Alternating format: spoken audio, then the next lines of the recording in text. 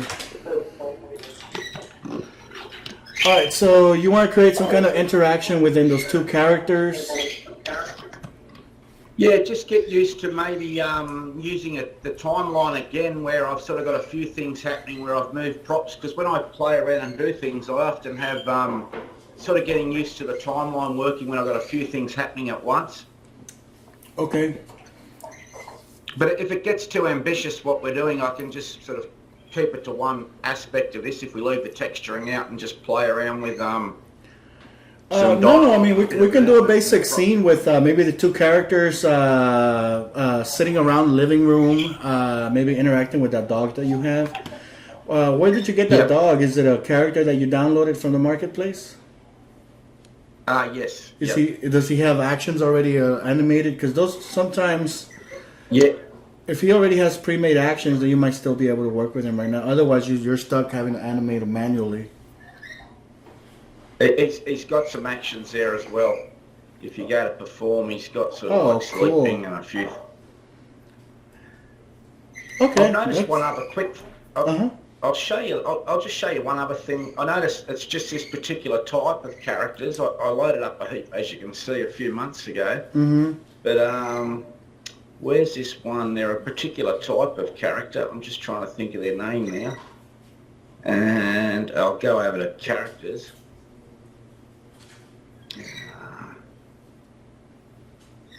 I'll have to go down. Here we are. Hang on. These toon type characters, I was going to play around with them and do some things later, but a lot of these, when you go to, I'll just drop this one in. I bet you this one will work. This will be one that works. But some, when you go to do the, okay, he's,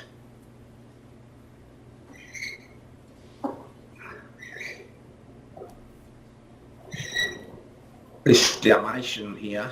Mm-hmm. When you go to, it hasn't got any animation with it. Yeah. But I thought they came with something, and when I go and try and import or do something with it, you can't. Does that mean you've just got to manually do everything with that particular animal, does it? Or? Yeah, probably, unless he's compatible with the standard G2 characters. I mean, yeah, the G5 characters from iClone. If he's compatible, then you could just use the standard motions. Give it a shot. Go ahead and right-click on him. Yeah. And select, let's see, go to modify. Let me see what it has.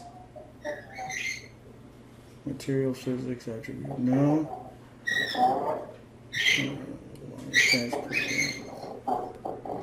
Doesn't seem to have. Oh, it's because you don't have the character selected. Select the dog, the little Dalmatian first. Yep, now right-click on him. Go ahead and. Oh, hang on. Says there. Can you see? Yeah, go ahead and close that, and let me see your options real quick. Don't click on anything yet. Just right-click. Yeah. And let me see the perform functions, but don't click on anything. Look down, agree, confuse, dance, sit down. And none of these work? No, I don't think so. I'll try another one if you want. Yeah. File exists. I think there was a problem with this. Yeah, they need to be imported somehow. Maybe they just didn't get imported installed whenever you set it up. Okay, I'll have to play around with that. Let me try something with him real quick. I'm going to try right-clicking on him, and I'm going to see if it's compatible with the standard characters. So I'm going to try Mason. If he's compatible, then he should be able to perform the same actions.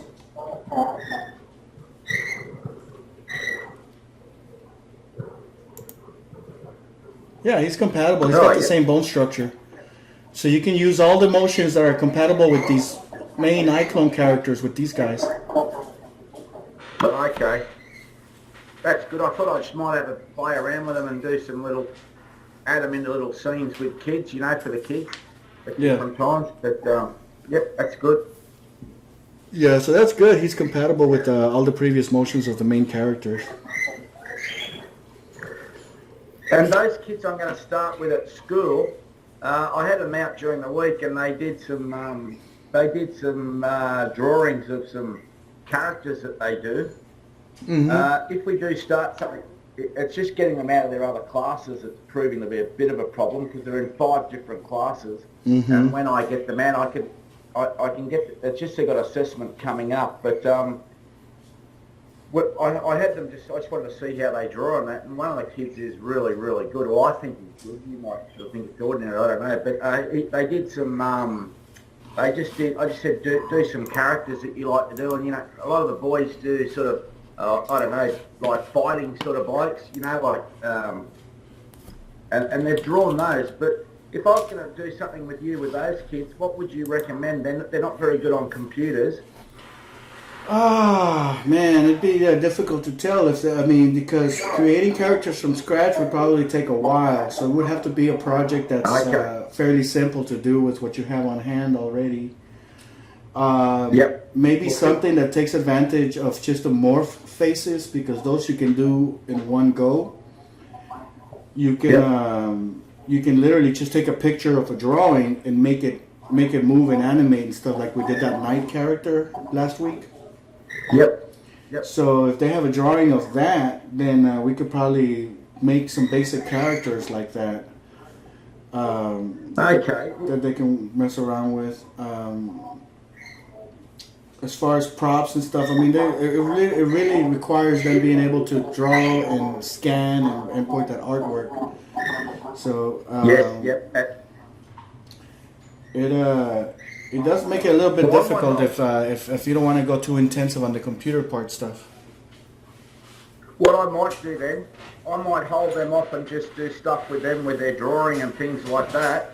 And as I get better with Photoshop, and when I get better and I can get them up to standard where we've got some stuff, that might take a few more weeks or even months, but when I get them up to standard where they've got drawings on Photoshop that they've done themselves that are on there, you can have them get them up to a level where you could have them work on a project as a group to make like a 3-minute short film. Yep. So I mean, we can work with them in terms of writing a 3-minute short film, something with maybe 2 or 3 characters tops. You know, nothing too intensive. 1 or 2 different scenery changes, something that you can pull off theoretically within 2-3 weeks. That won't require too much, and that way they can collaborate, creating the props and the storyboards, you know, just kind of work as a team to build one project, one short film. That makes a lot of sense. That's probably the best way to go. Well, what I'll do, so do you want them up to standard? Because I can probably get the school, we've got some funds that I can pay to get that done and I can pick up some stuff while I'm doing it with them then. But if I get them to,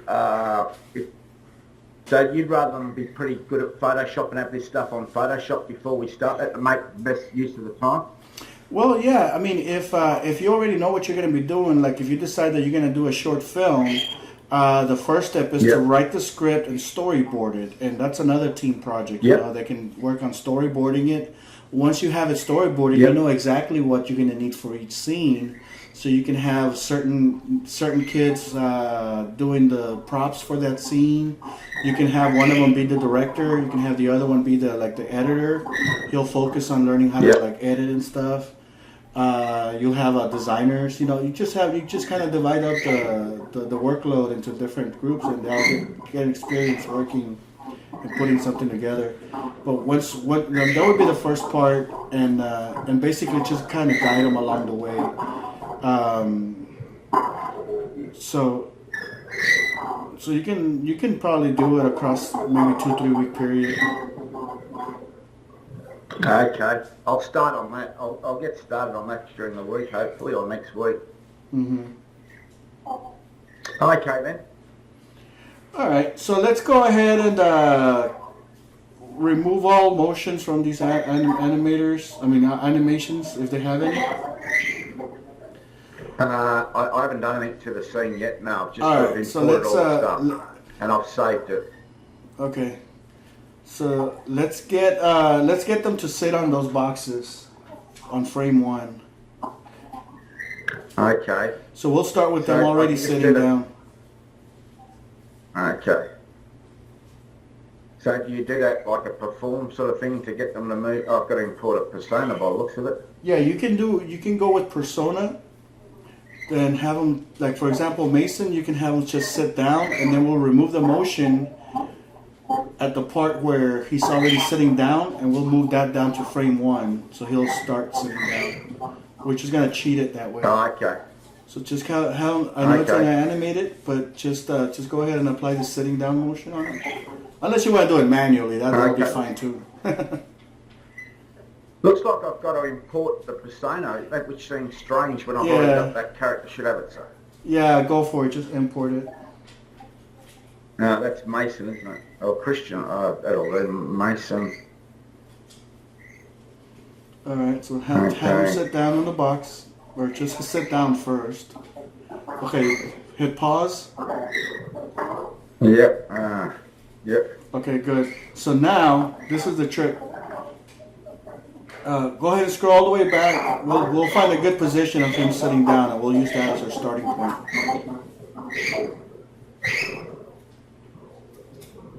Okay, right there. That's a good one.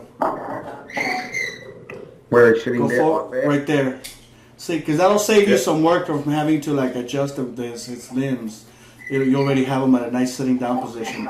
So at that frame, right click on him and select remove motion remove object animation. Yeah. Okay, yep. So now he no longer has the animation, but he's stuck at that one frame that you had him sit down at. Okay. All right, so go ahead and transform him forward so that he looks like he's sitting on that box. But move to frame 1 first. Okay. In your you've got to go timeline? that frame. Yeah. Because otherwise he'll look like he's moving. Oh, yeah. Yeah, that's what I was sort of stuffing up the other day. I kept having, when I was just practicing a few things, and I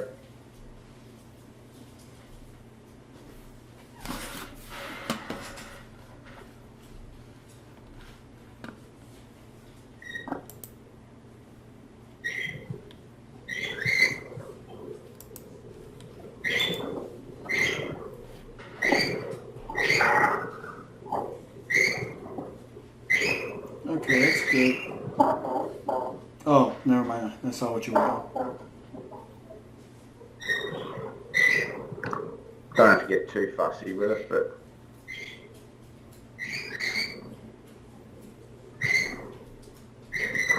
I can play with his bones and lift him up a bit too, couldn't I, if I just go to the Animation, edit animation layer. Go ahead and minimize that team viewer part so you can see what's underneath it.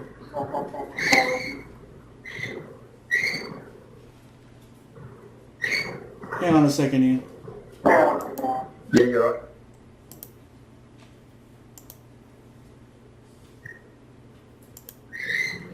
Try to see if you can minimize this out of the way. This thing here, yep, sorry. Yeah, there you go.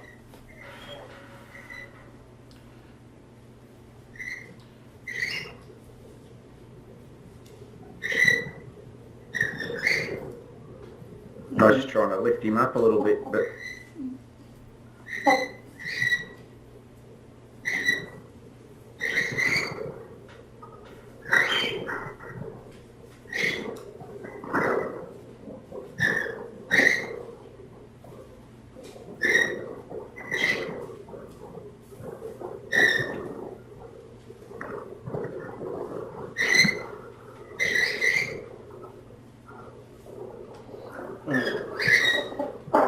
doesn't seem to. Alright, so now go ahead and sit her down on that box with her knees towards him. That way it looks like she's talking to him. Okay, yep. Okay, so kind of cheat the same way that we cheated with him. Because, I mean, obviously you can do it and manipulate her bones and stuff. I mean, if you want to go the long ways, go ahead and do that. But you can also cheat by using an animation and just grabbing the frame like we did with Mason.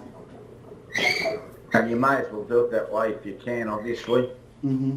I'm not trying to make a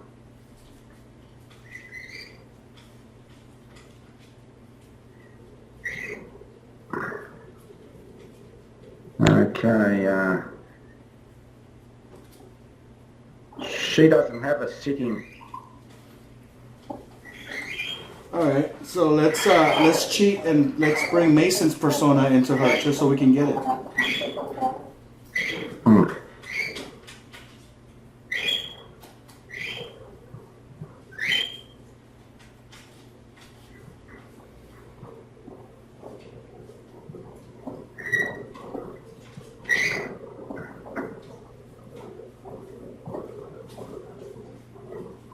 I've also got a lot of other motions there I could use as well, but there we go. Mm-hmm. Go ahead and pause it. Yeah. Yep. All right. So find a decent frame, and then we'll just modify that frame. Like remove all the animation from there. Yep. I'll go and I'll zoom in a bit, so. Mm-hmm. Oh, geez, that's not a very flattering pose. So yeah, you're gonna have to adjust her, make her more ladylike. Yeah. So find a good frame and then remove the animation from it. Yeah.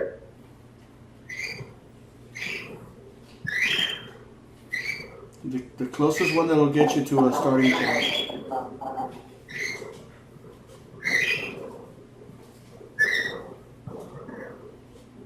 All right, that looks good enough. Go ahead and right click on her.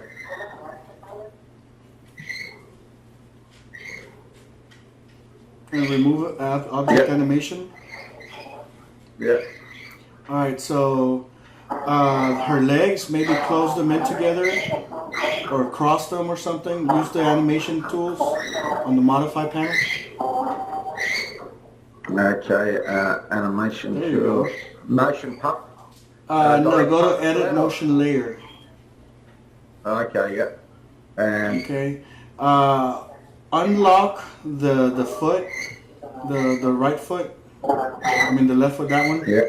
Unlock it. Okay, now you can bring it in, like raise it, like cross it over, do whatever you want with it. About there. And I'll do the left foot. You've got to unlock each one to do it, do you? Each time you... Yeah. Okay, when you're done, you can lock them back in there.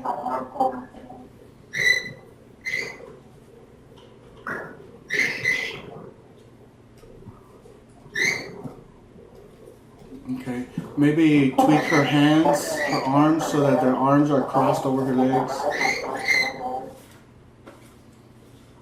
Oh, that's not the one. Hang on. Yep.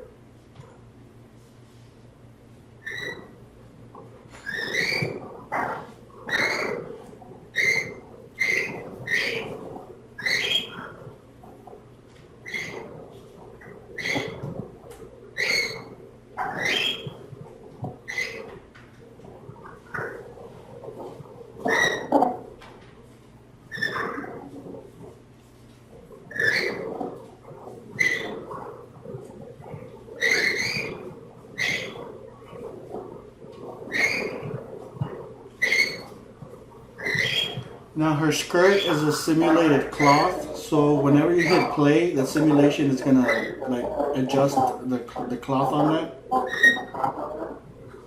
Okay. Which one do I go to? The materials or? No, that's fine right now. No. Okay, so take her and just kind of rotate her around so her legs are facing towards him. Okay, yep.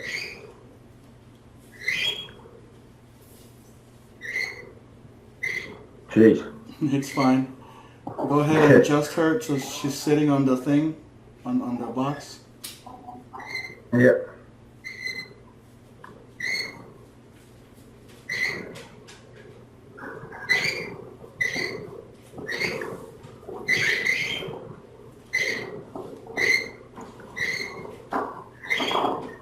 Okay, but now notice that you've been working on frame 9. So if you hit play, don't hit play right now. Don't hit play. But if you hit play, you have actually created an animation. So remove that animation from her, so she's stuck at that pose. There you go. Okay, now rewind to frame 1. And hit play.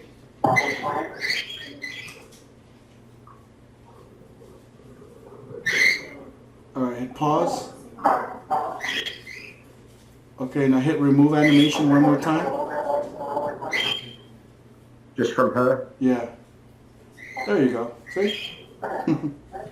Now go back to frame 1. It should start at that point.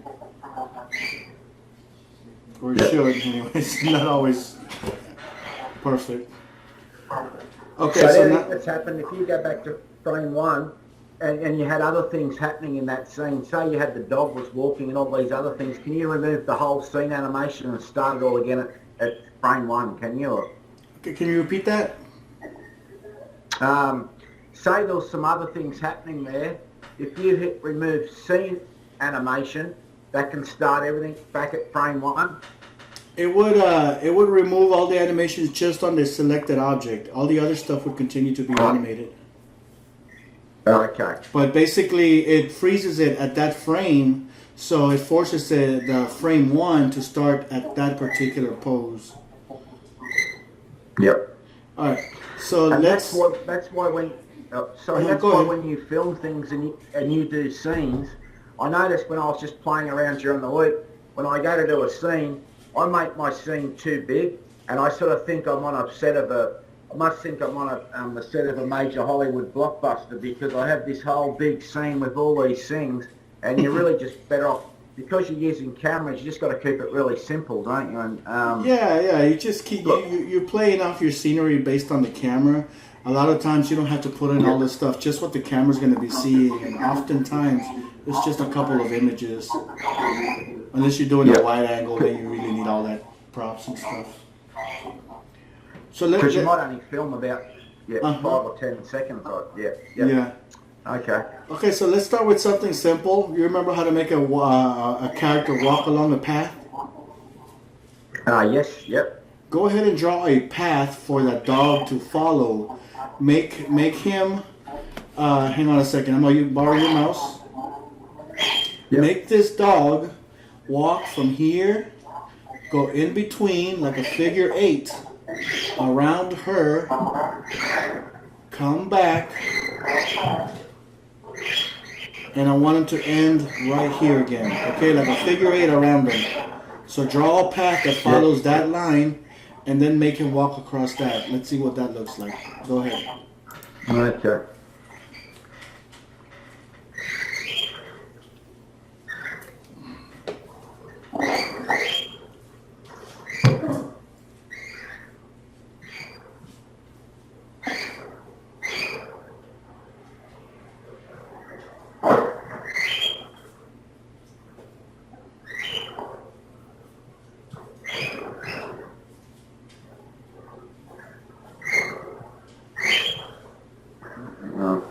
Just got to remember where I'm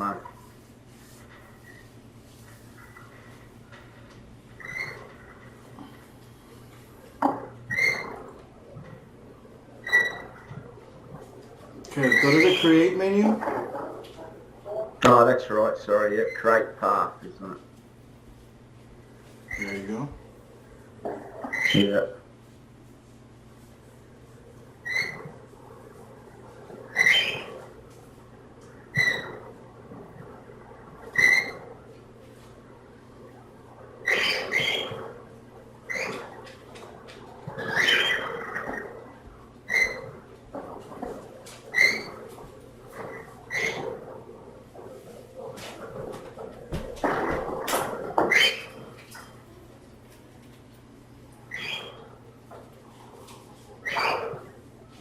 Okay. Now select the dog and select your walk motion for that dog.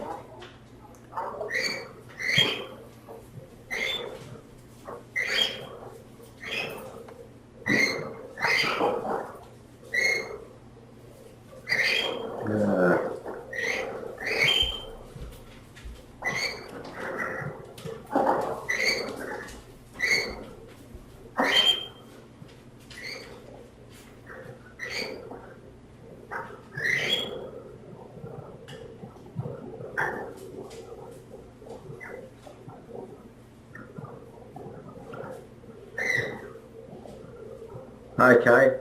Did It it do stops pretty quickly. I'm going to have to loop that off. Did you select the path when you did that? No. I don't think so. I'll go back to 0. Yeah.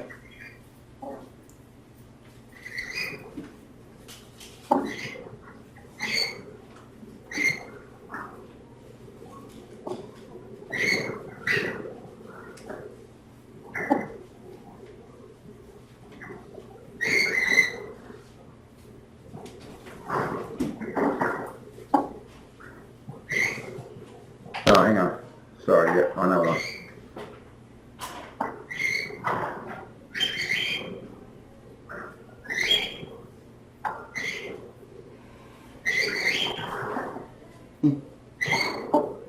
You're close. Yeah, I know it's here. Where are we? Head up past that.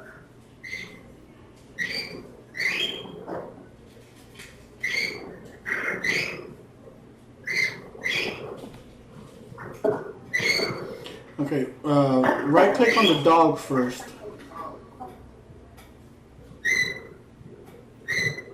Make sure he's selected. Yep, we selected. Oh no, the dog's not selected. There we are. Okay. Maybe zoom in on him a little bit more so you can have better control over him. Okay.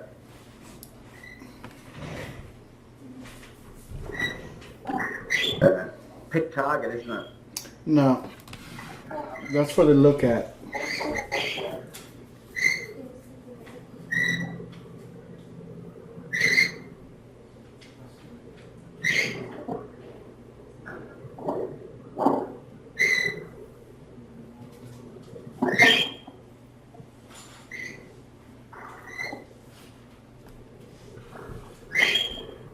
Okay. When you right click on him, let me borrow your mouse. Yeah. Right click. Perform. We're going to do a regular walk. And we should be able to click on this timeline. For some reason that dog started walking before. Maybe his action is not made for this. Give me just a moment. They should all work.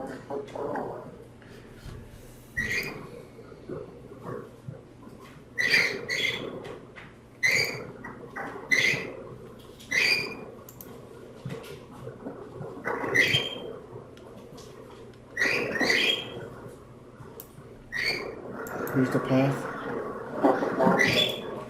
Oh, yep. But Pick target, yep. let me rewind it. So we're going to select this path.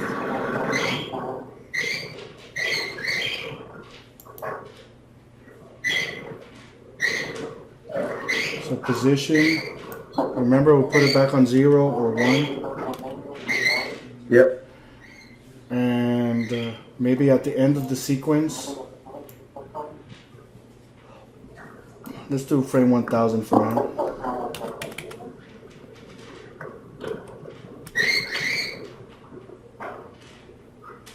At frame 1000, we'll go position 100. So let's see what that looks like right now.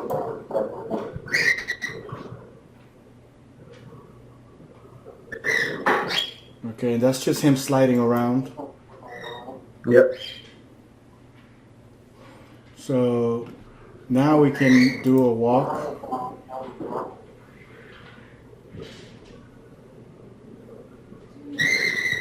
Maybe start with an idle.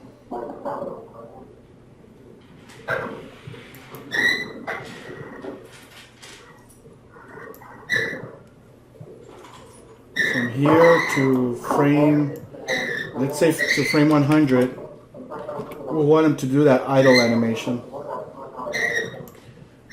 We're gonna go put that back at 0.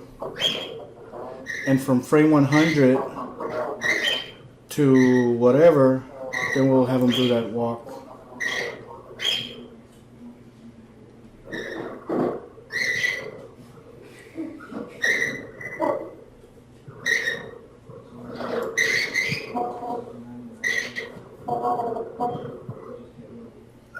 I had no idea what just happened.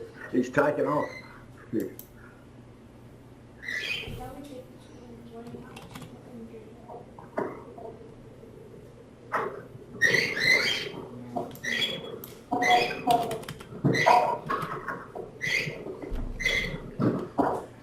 Yeah, that's the weird thing about these third-party characters. Sometimes you don't know what it is that they've been set up to do. I can just remove him from the scene. I just added him at the last minute, so we can just remove him and just do stuff with the other ones for now, and It should be fine. rather than waste too much. Yep. Because basically right now I had him run. If we go into Yep. timeline,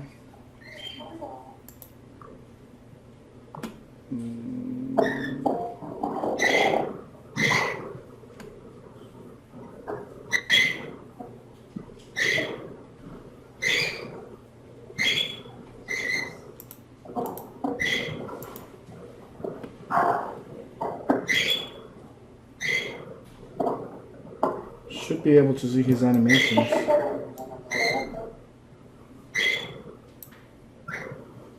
So we have that run animation right here. Yep.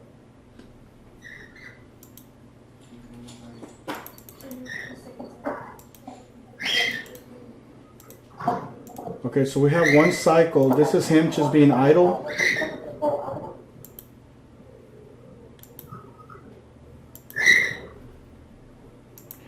So this run cycle, we're gonna switch from stretch, from speed. We're gonna make sure it's set to loop. And we just loop it as many times as we need it to loop like this. Yep.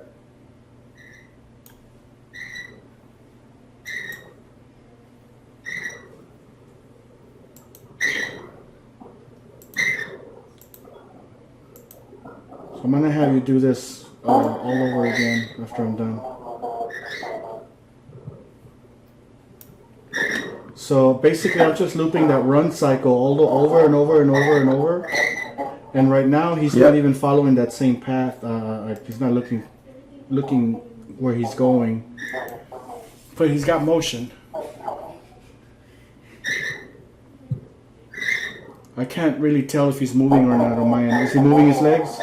Yeah, he's moving, he's running now, and he's following the path. I'm just going to change his axis. His axis is off, but if his axis was right, he'd be spot on. Okay, that's good. On my end, since there's a delay on the computer, I can't really tell whether his legs are moving or not. I just know that theoretically they should be. Yeah, no, it's harder. Makes it doubly hard. It's just his axis was off, you know. If I change his axis to a y-axis or something like that, I think he'll be right. Well, if we go to the path, see how it has the follow path right there? Yep, I saw that. Go ahead and enable Yep, that. there it is. Follow path, I just saw it a second ago. I not need a... Where was follow path? Follow path here. Okay. And I... Go ahead and switch it around until like you get the right.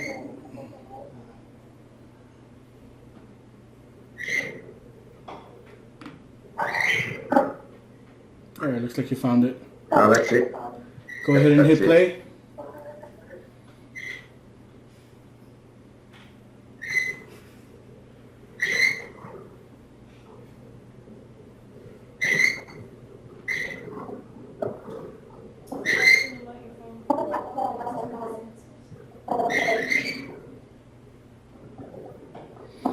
Okay, so go to frame 1000.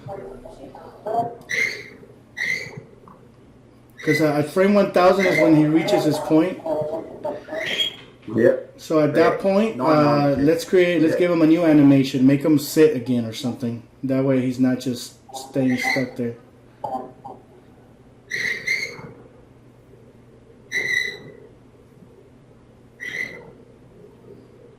Perfect. Beauty. All right, so let's do something simple. Do you want to try doing this one all on your own real quick before we move on? Yeah, if you want. Yep. All right, go ahead and remove all the animation on that dog.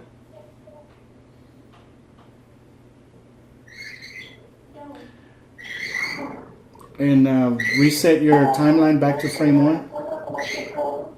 Yep.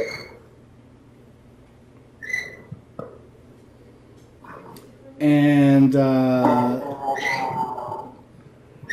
you're gonna want to release him from the path. So it looks like he's already released when you remove the animation. So it should be okay. All right. So first we need to attach that dog to the path. Yep. So select the dog first. Yep. And then in the modify panel, look for the path section. Pick path section, yep. Go ahead and expand it so you can see what's inside of that path section. Yep, I think I have now. Oh, you passed it. Where are Go down, go down, go down. Right there. Oh, there we are, sorry. So select pick path. Pick path.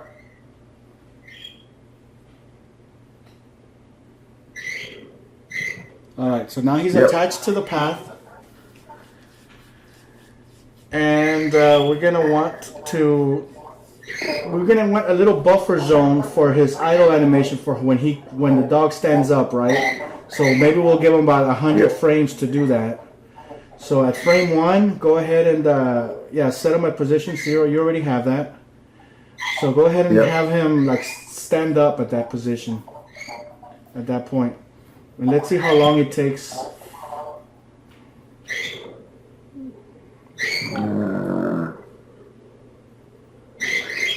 I might just try idle. That's fine.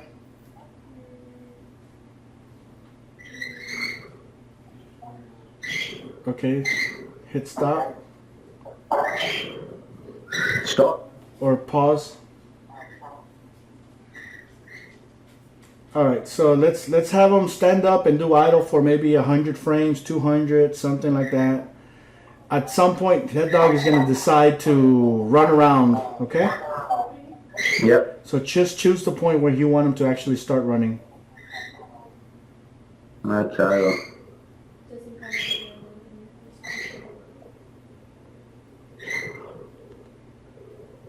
Okay, there. Alright, so make a note of that number. It's frame 173, just in case you need to access it later. Because sometimes, because you'll be creating basically a keyframe at that point. So sometimes it's easier to keep an eye on what numbers you created this keyframe, so you know where to search for them later if you need to modify them. All right, so at this point, let's go ahead and have the dog start running. We're going to apply the running animation to it.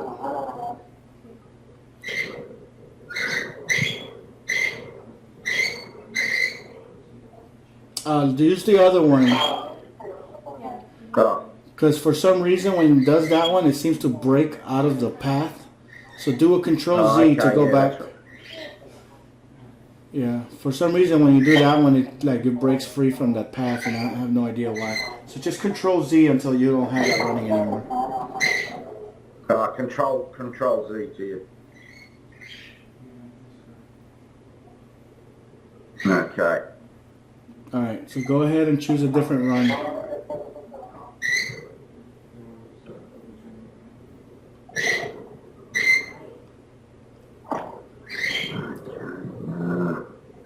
What's up there, the third one? Oh, there it is, yeah. All right, so we basically Okay. applied one instance of a run cycle on him. So we're gonna need to modify that so it'll loop for as long as we need it to.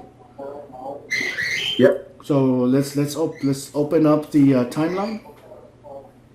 Yep. And okay, it seems like it's already there. So make sure you got your thing set to loop instead of stretch. Yep. Yep. And yeah, just loop it a bunch of times.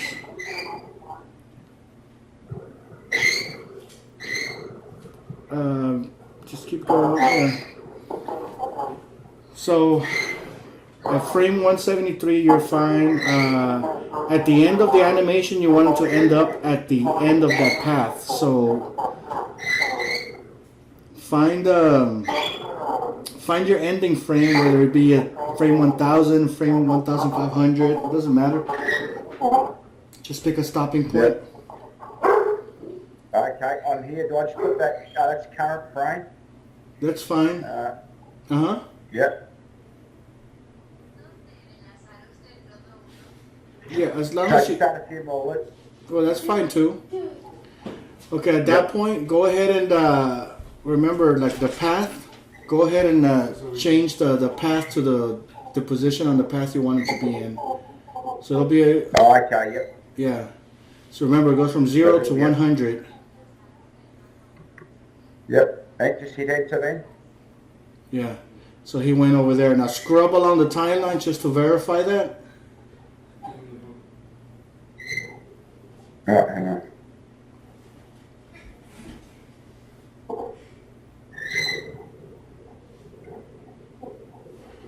So he's at the start. Goes round. Goes round. Okay. And then at that point, just make him settle down and sit down or do whatever you want him to do.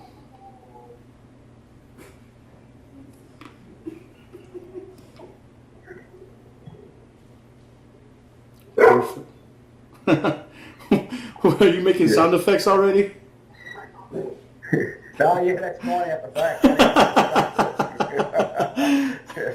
I was like right on I cue. thought I was jumping ahead. Yeah. All right, so let's go back to frame 1. Now we need to make sure that we have this dog align itself along the path. Hit play? No, not yet. Let's align him along the path. You can close the timeline for now. Alright. So select the dog. You already have it selected. Now go to the path section. Yeah. Oh, you already had it open. Okay, I'll do. Select. No. Follow path. Follow. And adjust the axes so that he'll be facing that's the... right. Yeah.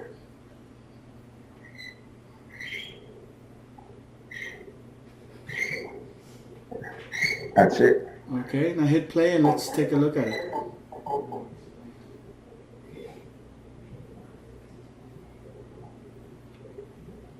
The first 100 frames, it kind of looks like he's sliding, doesn't he? That's because of the idle maybe for the first 100, is it? Yeah, let's add another at frame 100. Let's add a keyframe, Yep. or whenever the idle portion stops. So we'll go back to.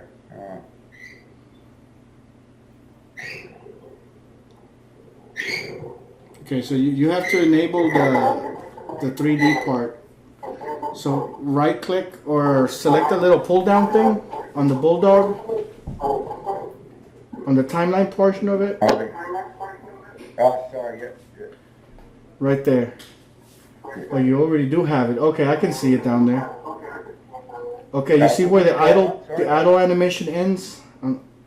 Yeah. Right there. At the end of that, let's set a keyframe for your path so that it's still at frame 1 or position 0. Yep.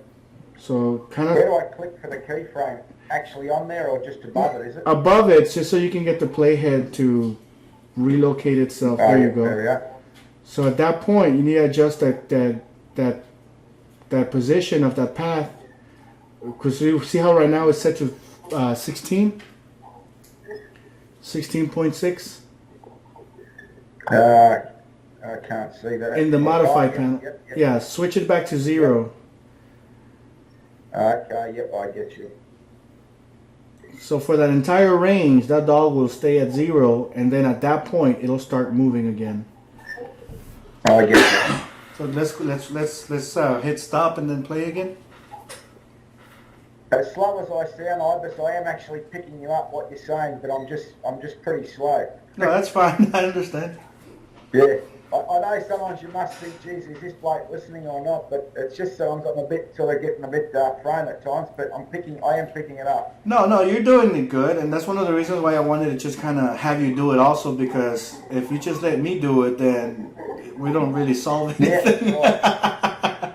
And what happens with my brain, like if I'd have sat here and you weren't here, it would have just taken me another hour, but I eventually would have worked that path out again. Like it sort of, because I'm doing it again, it's come back to me now.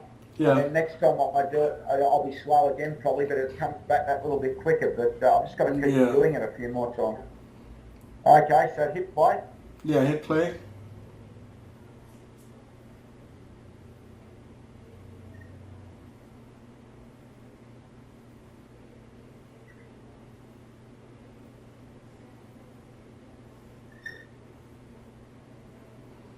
Okay. So how does it look like to you? Because from where I'm standing, I mean, there's a delay, so it looks very choppy. So it's I thought it looked okay, but uh-huh. I thought it looked pretty good to be honest. But Okay. I'll play it again. Yeah, because on my end it looks pretty choppy, but that's because of the internet connection. Okay. So we got what normally. Uh-huh. Oh, you're right. So we've got what normally would be a pretty complex animation. So now let's work with Mason a bit. We're gonna mess with something that you haven't really played with yet.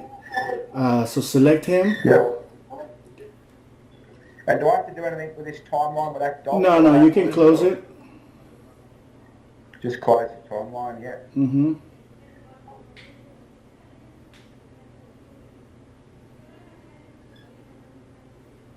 Okay, actually let's select the girl.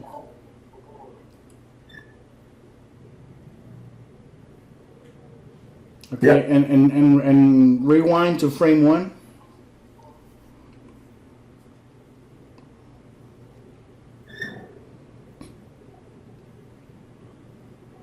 Okay, so with the girl selected, go to the modify panel and scroll down.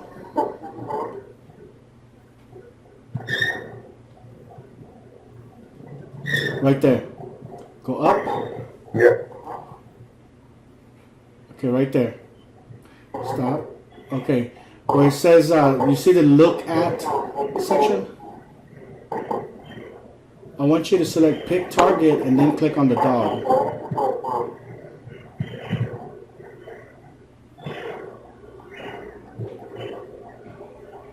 Yeah. All right, go ahead and hit play and let's see what happens.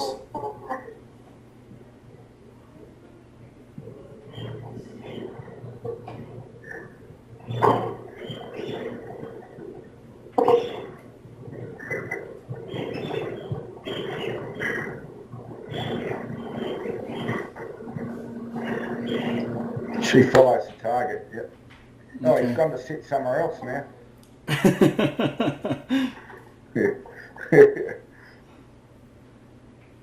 And so he's sitting down and he slides the rest of the way. Is that what's happening? Instead of going over to where he went last time,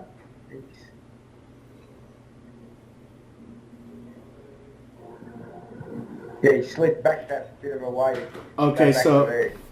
So go ahead and at that point where he's actually sitting, where he starts sitting down,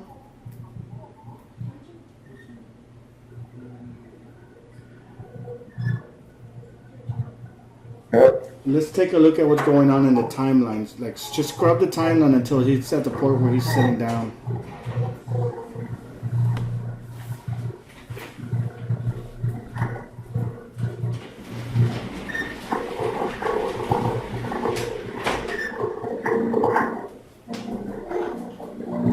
Okay, that looks. Move that keyframe forward. Move this one back a bit. What is that one doing?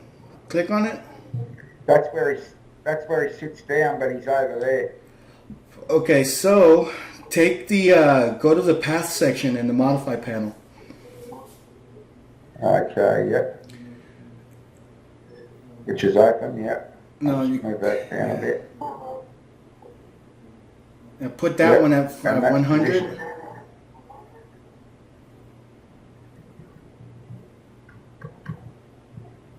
That should probably do it. Okay. Let's take a look at it.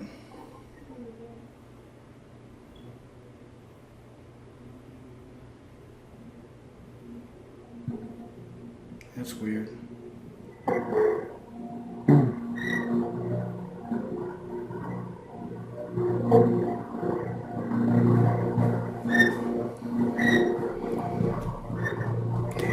Keep scrolling back. I want to see the entire sequence.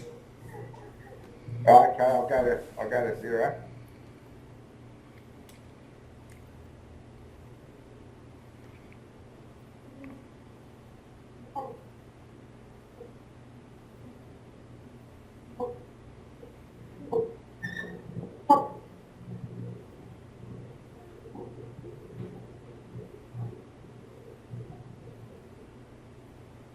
That's all right.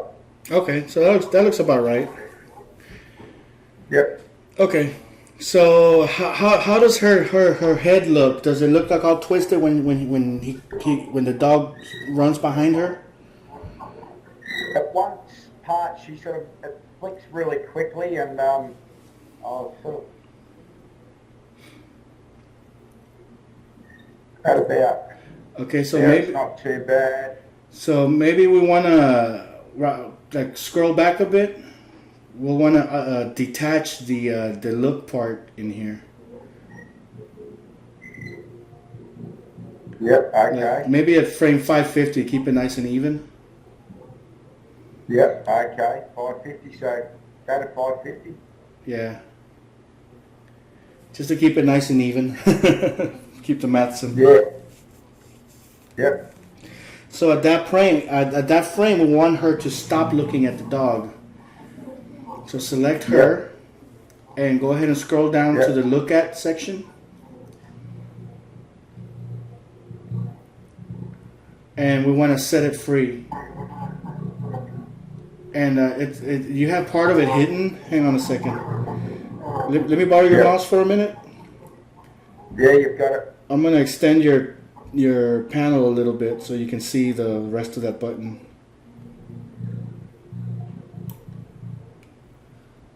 You'll want to use the set free button at that point. At frame 550, we're going to set it free. Okay. Okay. So let's see what happens. Go ahead and hit stop Okay. and play.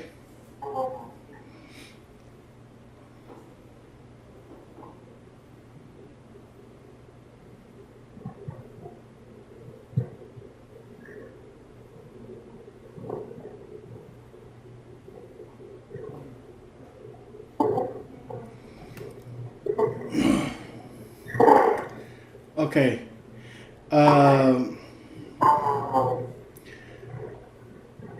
So after the dog passes her from behind, I want you to re-enable the look at so she can turn back around him. Back around so it doesn't like, we just want that head to be free for that moment that the dog goes behind her. Yep, I get you. Hang on, gotta go back to 550. like maybe right there, like 550, maybe at frame 650 or 700, right there.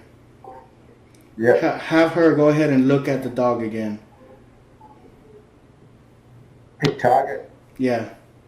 Oh.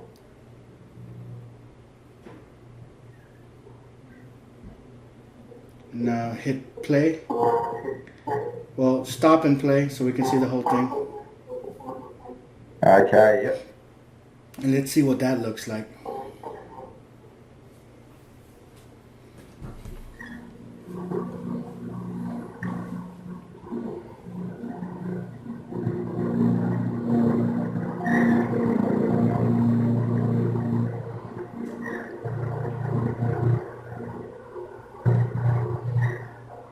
I'll just look at the start again. Does she,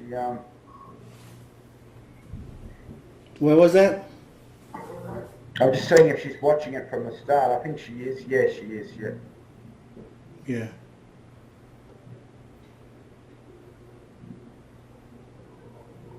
Just looks a little bit more natural. Yes. Okay, so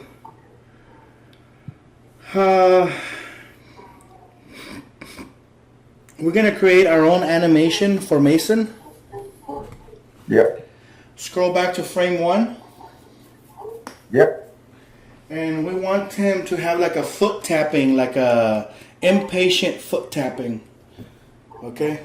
Very simple. Now you're not gonna be able to do this using pre-made ones. You're gonna make this one from scratch yourself. Okay. We're gonna get a little bit more advanced this time. So go to the animation section of the modify panel. Make sure you got him selected.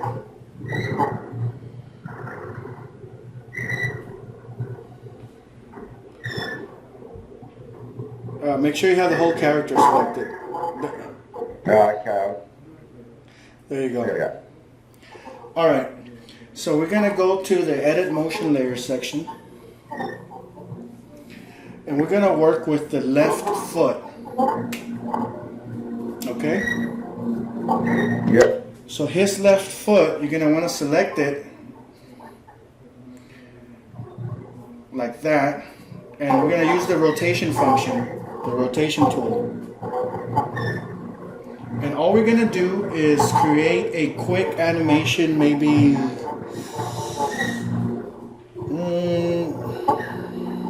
maybe 20 frames long of his foot going up and down, like he's tapping, like he's being very impatient, okay? So basically, start right there and just kind of move with the red arrow, with the red path. Yep. Just kind of go up and down real quick. Just put it back in the same spot. Right there. That basically creates a keyframe. Go ahead and stop it. Okay. It forces the software to create a keyframe at that spot. Now forward about, go maybe to frame 20. Did we get those keyframes in, did we? What's that? Did we get some keyframes in, did we? Or? Yeah, we created the keyframes. Go ahead, if you want to see them, hang on a second. Let me borrow your mouse. Let me borrow your mouse for a minute. Yep. We're going to turn on this feature on, where the object related track. So we can see the track that belongs to Mason. Or Christian anyways. I'm sorry. I keep saying Mason. So here's Christian. So you have that one keyframe there. Motion. And we're working with the motion layer. So you created a keyframe right there. Okay. And see, so all of these are keyframes that you're creating right now. So we forced it to create keyframes right there. So now we want it to also create keyframes at maybe frame, let's say frame 20, just to keep it simple. I'm making your timeline a little larger so you can see the frames. So somewhere in here, go ahead and select frame 20. Alright. And basically what we're going to do is I want you to move, select that foot again. And I want you to move it up and down like you did right now. Well, select the whole character, Christian. Got it. There you go. And just kind of move it up and down real quick, but try to end exactly at the same spot where the foot is. Move that panel to the side a bit real quick so you can see what happens when you do that. So select that left foot. Select the left foot first. That one. Which one? Yeah, the left foot. No. The actual foot part. No. The left foot. There, that, right there. Click it. So now that you have that, I want you to use that red tool, the red axes, and just kind of move it up and down, but put it exactly where it was before. We just want to create a keyframe. We don't want to do any drastic changes. Go ahead. Okay. Go up and down, and then let go. Put it back down. Okay, notice when you let go, those keyframes got created on the timeline. Okay. Okay, go ahead and select the next node in the foot real quick. Yeah. I'll just move that up a bit so up to here. Yeah. Yep. Just do the same thing. Just make it stop exactly at the same spot. Okay, Yep. we want that keyframe to be exactly the same as the frame on frame 1. Go back to frame 1. Back to here. Pull this back. Yeah, just rewind it all the way to frame 1. Yep. I want you to go ahead and do that up and down thing again. Yep. And just put the foot exactly where it was. Alright? So basically what I'm doing, or what we're doing right now, is we're creating two keyframes at the start and at the end. And we're making that keyframe pretty much be exactly the same. So we want the animation to stop exactly the way it started. And this is how we create a loop or a cycle. So let's find a spot in the middle of those two keyframes, like frame 10, for example.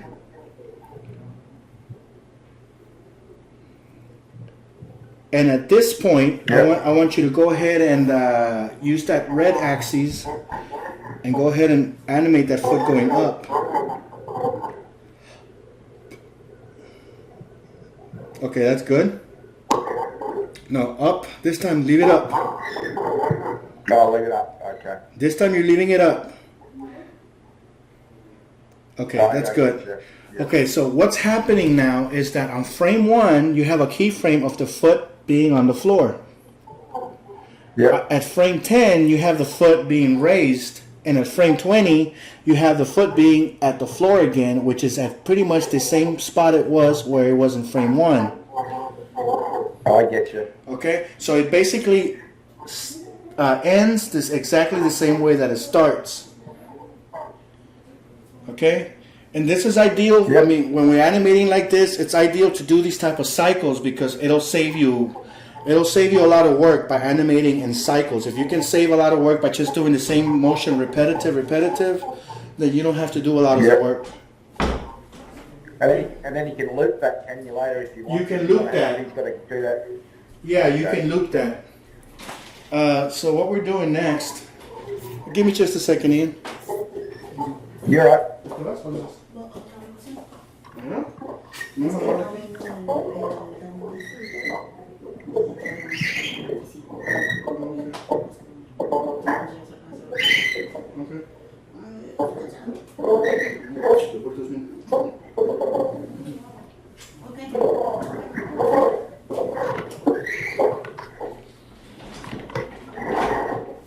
All right.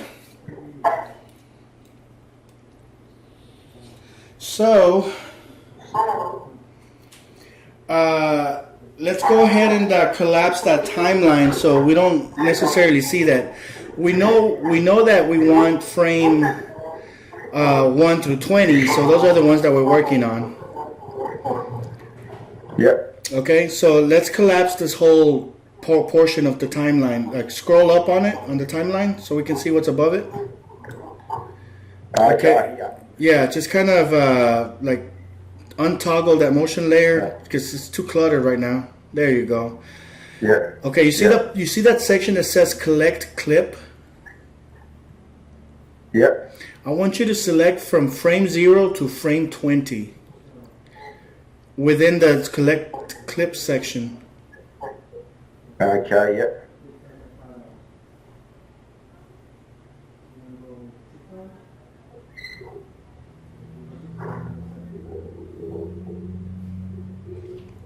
Keep going. Are you sure? Right now you have it on 19. And actually, you know what? It's actually not a bad idea to stop one frame before the final one. If the two keyframes are exactly the same, the perfect loop would be one frame before the final one. So actually 19 would probably be the better frame to stop at.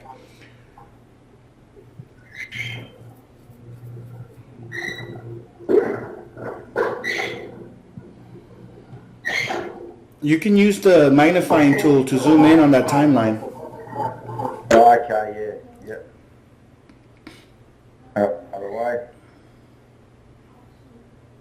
No, you're going the wrong way. Zoom in. Yeah, click that one a couple times.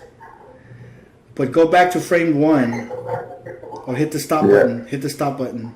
It'll take you there. There you go. All right, go ahead and from the collect clip, go ahead and do it from frame 1 to frame 19. Now you can go all the way to frame 20, but stopping one frame before the last one, especially if the two keyframes are the same, will give you a better loop. Okay. Okay? So now that you have that section highlighted, right click on it. Select Add to Motion Library. Okay. So right there, I want you to give it a name like foot tap. Mason foot tap. Save.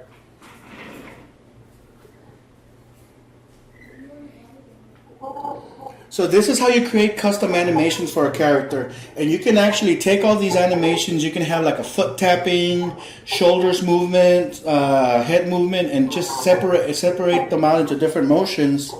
And later on, you can blend them together to create all sorts of new animations. And apply them to different characters. Yeah. Yeah. So now, go ahead and remove that animation from Christian. Select him and click remove. Remove object motion. So you got basically a taste of what it is to create a custom motion. Now I want you to go to the your content panel and find that motion that you created. Okay. Now you can do it from the content panel, or you can do it from your actual Windows thing and drag and drop it. Whichever one is more convenient to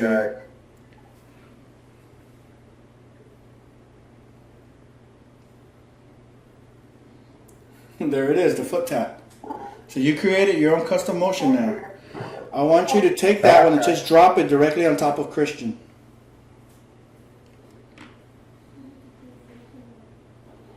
Perfect. Now notice where it says motion, you have that one section right there, right? Yep. All right, now make sure it's enabled, loop is enabled, and I want you to stretch it for as long as the entire thing takes if you wanted to. Is that the collected clip or that's the actual motion? Yeah, you don't need to collect that clip anymore. You can remove that highlight if you want. But see, you're basically looping that foot tap now. Oh, okay. Yeah, zoom out. I'll zoom out now.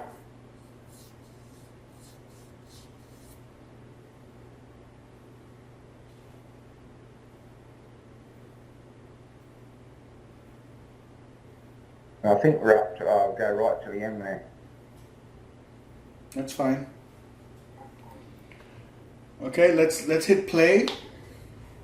Stop and play. Let's see how it looks.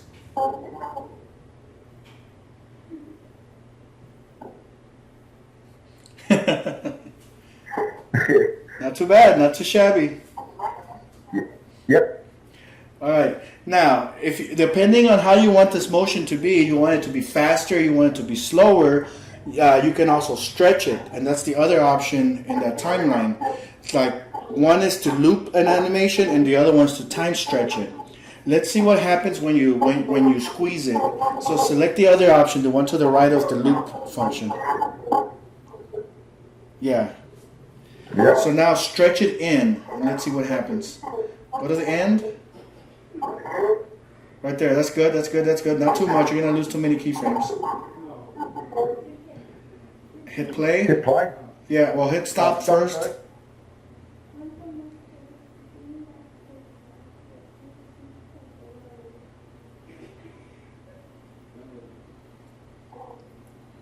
So it should make that motion a lot faster now, like more impatient, like extremely impatient. Yep. All right, so go ahead and stretch it now. Make it last even longer. Use the stretch tool again, and now this time stretch it. Stretch it out. Okay. Yeah. All right, so now let's look at it.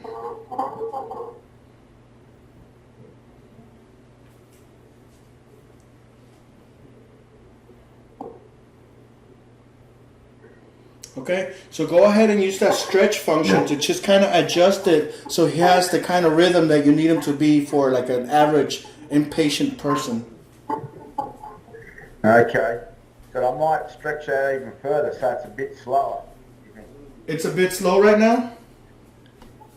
No, I was going to say I'll make it slower. Okay, it's up to you. Just you're eyeballing it at this point. You Yeah. just eyeball it and just kind of make it look nice to your eye.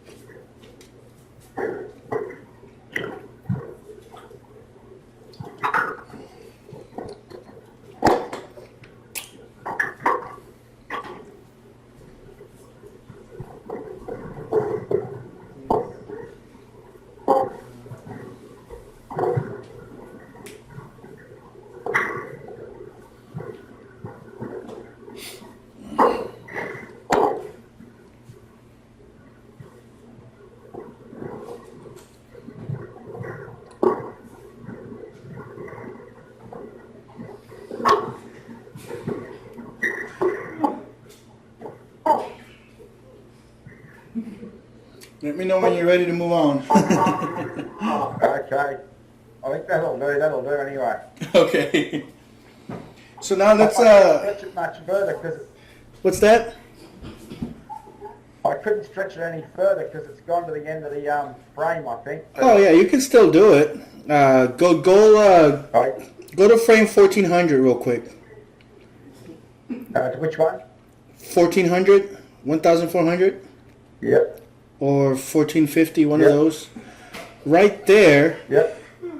Go ahead and split it. Okay, split it.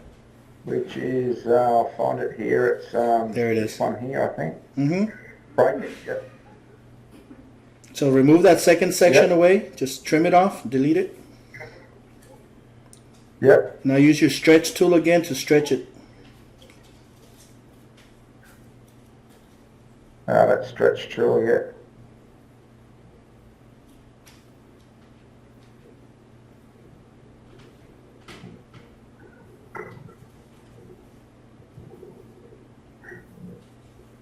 Okay, if I wanted to slow it down again even more, Okay. at about 700, do the same. All right. You want to slow it down even Okay. more? Then split it, remove the second section, and stretch it out some more. Okay. Yeah. See, you got the hang of this.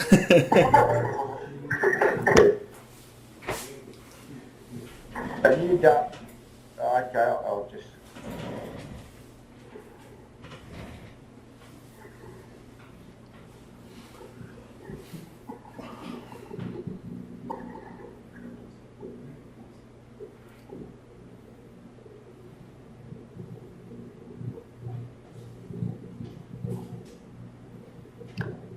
Probably a bit slow now, but that'll do. Okay. All right. So let's come up with some witty dialogue. We're gonna manually animate his Okay. head. Or maybe we can puppet. We can start using the puppeteering tools. I don't think we've played around with those too much. Okay. Yep. Let's come up with some dialogue for her first. Say something, record something, maybe something along the lines as "Cute dog, what's his name?" Okay. And then have him respond to her, maybe something along the lines as, "I don't know, I thought he was your dog."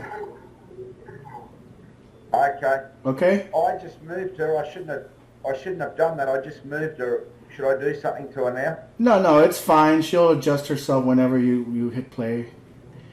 It's because her clothing Okay. is physics based, so it has to recalculate itself. But it'll do it next time you hit play. Okay.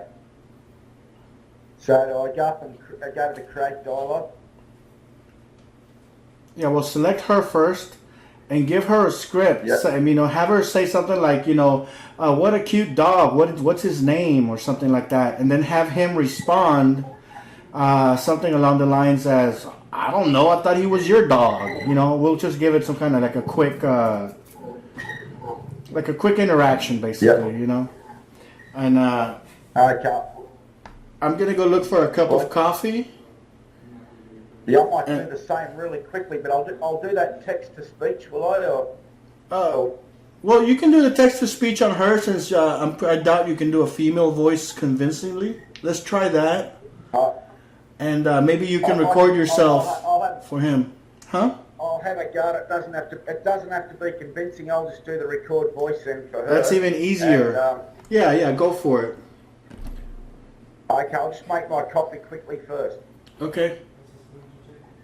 Cheers.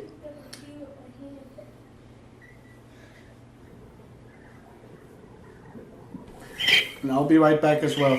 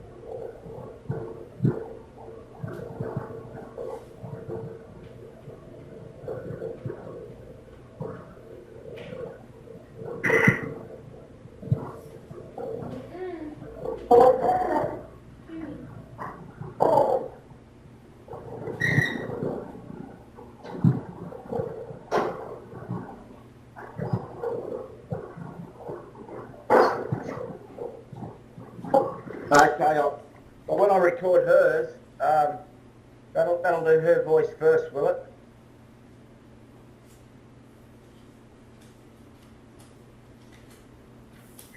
Hello, mate. Hello, Mason.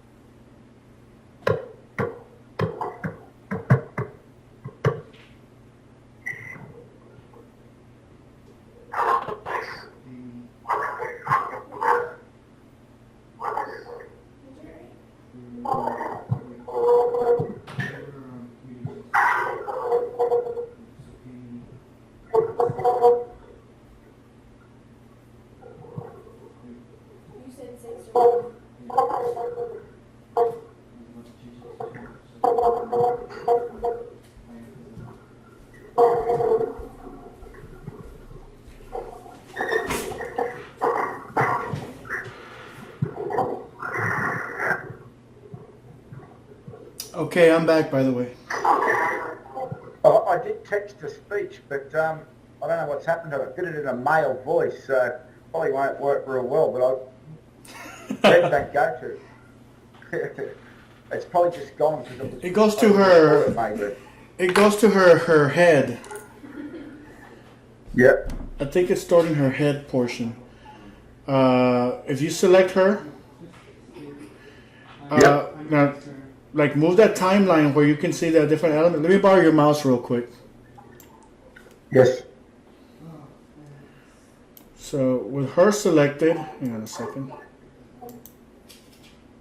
You gotta make sure you select the active Object. personality.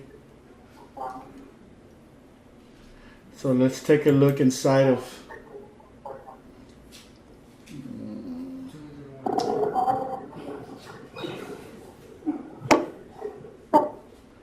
facial layer. It's probably under facial layer.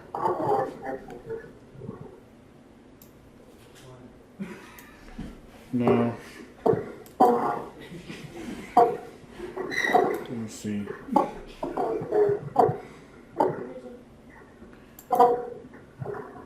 I doubt it's under sound. Nope, it's not under sound.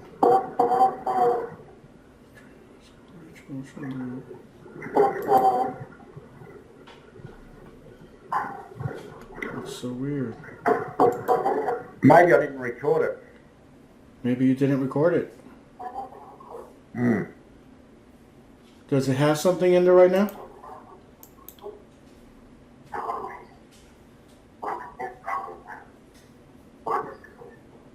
Yeah, it's there. Okay. So it's in here. It's usually like in the head section, or maybe I'm thinking of it wrong. Hang on a second.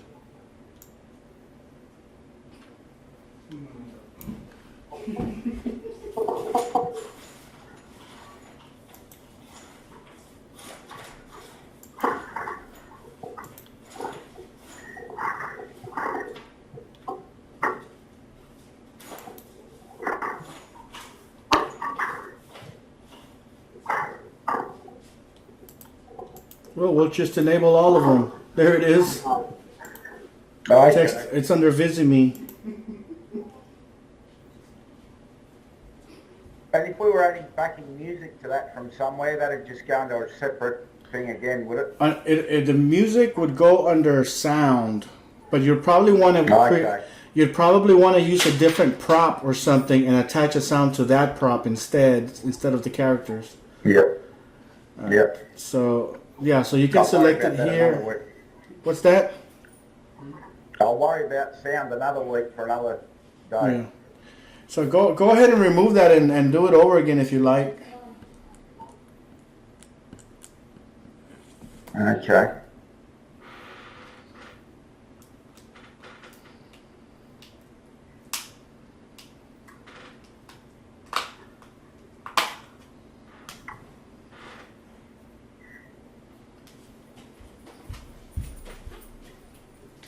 Hello, Mason. What a cute dog you have. What's his name? I don't do a very good voice, but that'll do. That's pretty good. What a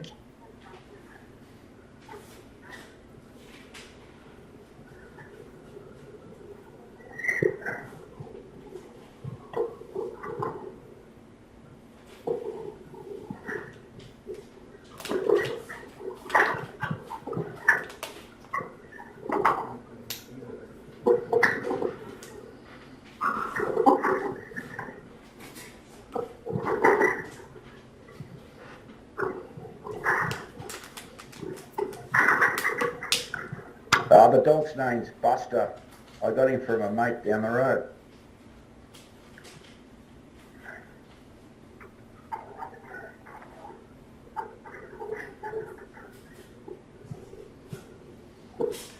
Okay, let me watch the whole thing again. Okay.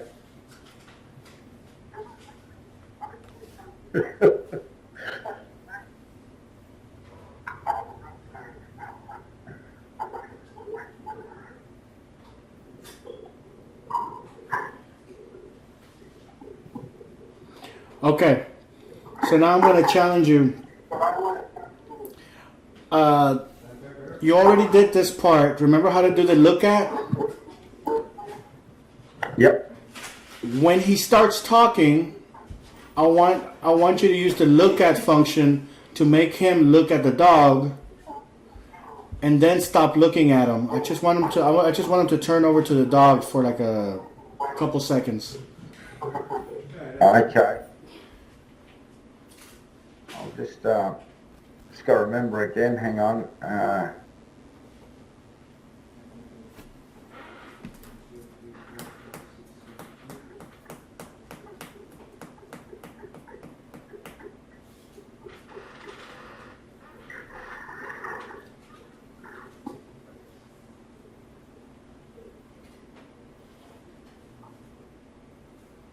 You're very close. Oh, okay. Yeah, select Christian first. All right. And then you have to, scroll down. Go ahead. Okay, pick target. Look at, don't do it yet. Yeah. I want you to get rid of that timeline real quick so you can see the rest of those panels. Okay, so go ahead and scroll the timeline forward a bit to the point where you want him to start looking at the dog.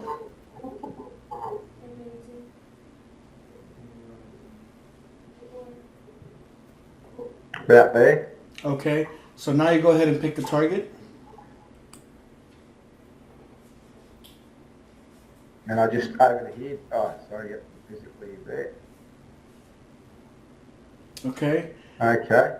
And just make that a temporary look around. Okay, so maybe just pick a point where you want him to stop looking. About there. Set free. Okay, so now maybe have him look at her.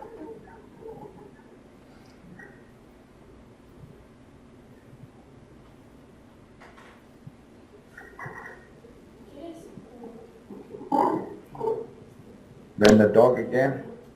Yeah. Then the dog again. Yeah, that sounds good.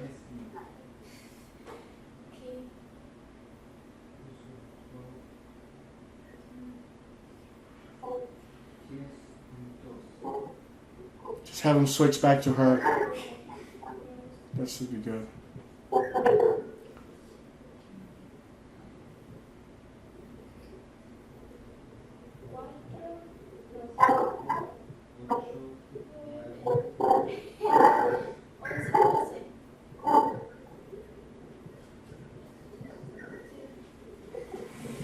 Alright, let's take a look at what you did.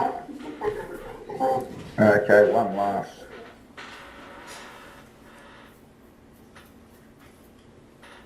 Okay.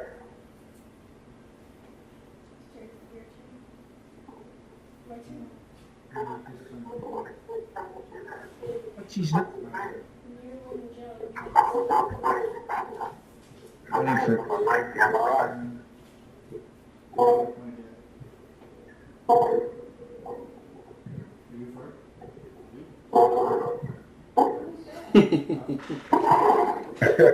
Okay, not bad. Yeah, that's come up all right. I've just got to get the stuff lined up a little bit better, but you can play around with that, obviously. Yeah. Alright, so now let's go ahead and save your file. Save your project file. Okay, I've only got to do that because I've actually already saved that at the start. Mm-hmm. So now I want you to add like a clear day background to it, the setting, and then Yep. I want you to film this. I want you to export this as a film, basically. Put in 2 or 3 cameras in there, and I want you to export that sequence as like a mini 30-second short film, basically. Okay. Okay. Now we've already gone. We already gone over creating cameras, cinematography stuff a little bit. We even set up like follow a character with a camera, stuff like that. So I want you to use 2 or 3 cameras to tell this story. Could I get you to just remind me a bit with the cameras again? So Sure. the that sky doesn't work real well like that, does it either? But, That's fine. So what we're gonna do with the camera, with the sky, we're gonna adjust the texture of the sky because basically all it is a texture, right? So. Okay. So in your content panel, select the sky. In the scene panel. Yeah. So you're gonna select your sky. Yep. And then go to the scale section for height. Yep. Maybe reduce the height a bit. Oh, I was supposed to. Try -200. Let's see what that looks like. Okay. See if it doesn't look too extreme. So we'll just kind of eyeball it from there.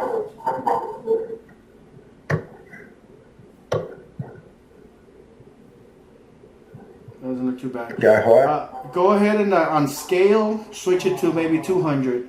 Let's see what happens. Scale 200. Yeah.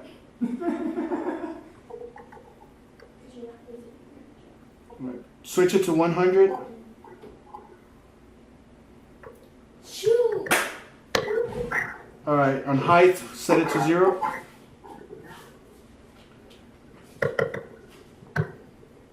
Okay. So yeah, we can see some clouds now. All right. The bottom texture, I want you to look in Google and find me a dirt floor or grass texture. All right. And I want you to replace that floor with a floor texture. Okay. So this is all stuff that we've gone over before. Just trying to remember the stuff. So I'll make it just grass. Is that okay? That's fine. So now y'all pay me twice.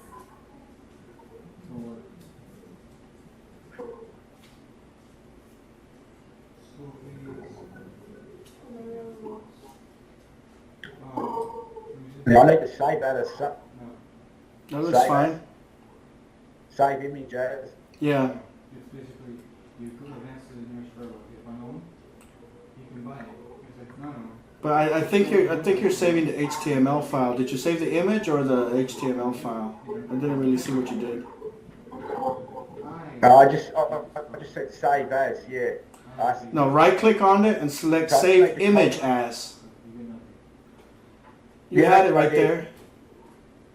Yeah, Right below copy image location, right there. Nope, down that one. Yep. Go ahead Yep. and save it. That's what I did. Oh, you did? Okay. Because I could I have. think so. Oh, you did. That was Okay, it. that's fine. That's good. That's perfect. All right. Yeah. So go ahead and go back to iClone and replace the default texture with that one.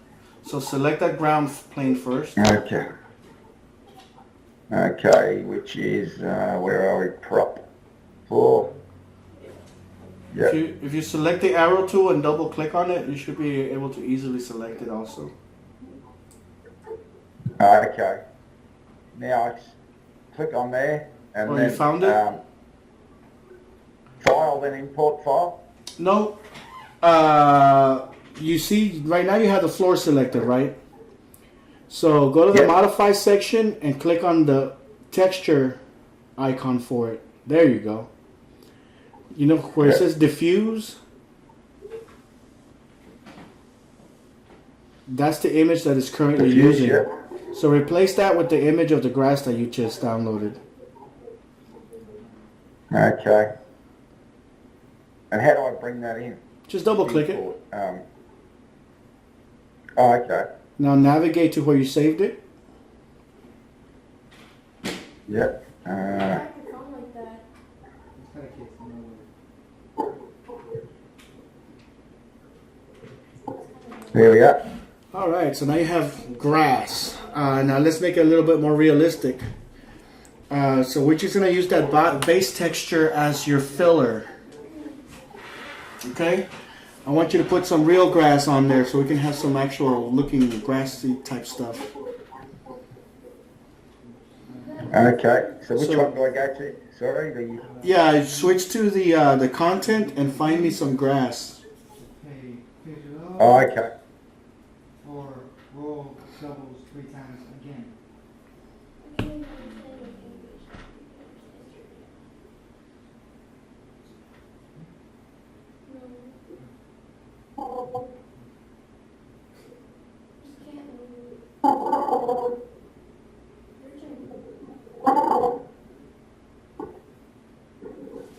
Drop it in the scene. Yep.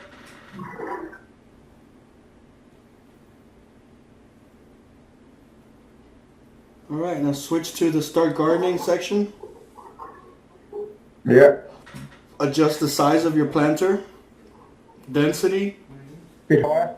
and then just put some grass around them.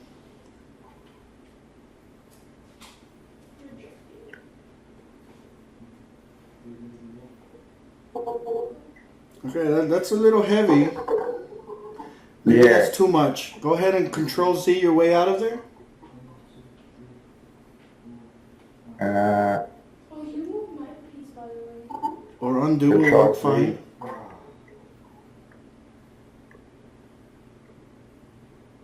No. Actually, no. Okay, we don't want it to be too dense. Oops, Yeah. Go redo the thing. Hang on a second. That one. Redo. You're undoing Yeah. too much. Oh, This that's section. redo, sorry. Go back to where you had your texture. All right, right there. You got your grass. Okay, so what we do with the grass is you have this preview, right? Or wherever you have your thing set up, you get this little preview. You go to start gardening. So you have your preview of what the grass is going to look like. So we're going to reduce the density maybe. So now it looks something like that. We can make it bigger. So then we have something like that. But it's still too tall, right? So we're going to reduce the height of it a bit. So maybe, I don't know, let's try 15 height, 15 width, 15 height. And we'll create a variety, maybe 50, just so we can have a lot of variety. A lot of randomness, so it doesn't look the same. So that looks a little bit more sparse. So now we can adjust the density a bit, maybe. See, that doesn't look too bad. Go ahead and paint with that. Don't make it too heavy. Just enough so we can have little hints of grass, okay? Because the texture underneath Okay. kind of fills it in. It fills in the gaps. If you have too much, it creates too much processor intensive stuff in there. So it requires more to process a lot, all those like polygons and stuff. So you don't want to put too much if it's unnecessary. Is that about enough? That's about right. That's good. Can you go higher? Yep. And to stop that, you just right click, is it? Or Yeah. Yeah. So that's good enough. Let's go. Let's just remove that where it says start gardening. Just turn it off. Just click that start gardening button. There you go. All right. So go ahead and go to the create menu and create a new camera. Wait, okay, but before you do that, oh, well, never mind. Go ahead and adjust that camera. Right now you have that camera selected. So go ahead and adjust the position of the camera.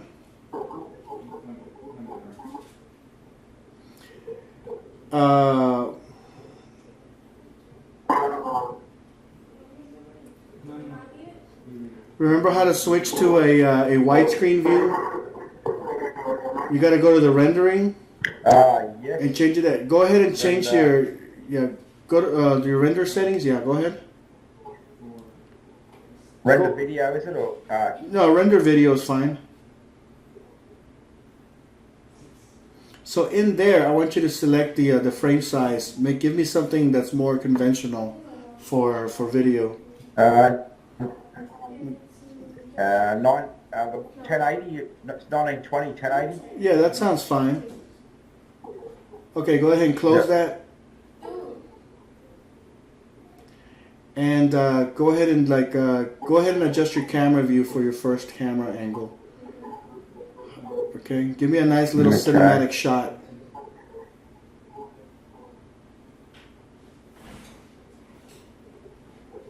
I want to see some production value, okay?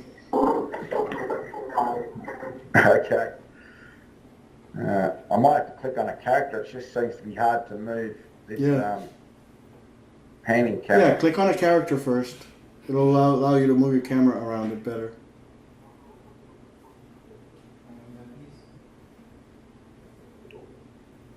Just zoom in. Don't be afraid to just get in there with the camera.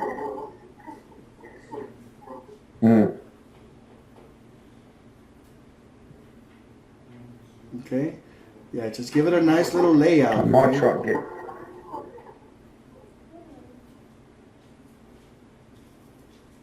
For your railroads. How much is it? And notice what you're doing now right now with the camera.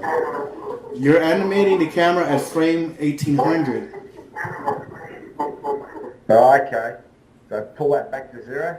Well, keep it there. Switch to your preview camera real quick. You're gonna have to remove that motion from that camera.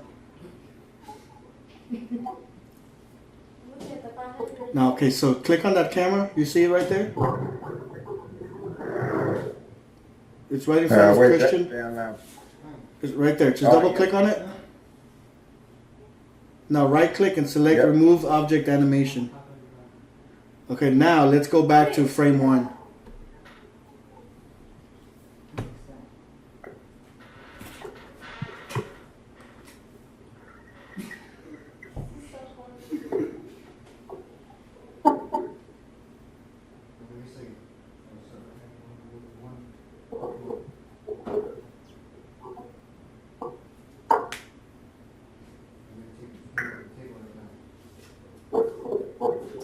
much is it?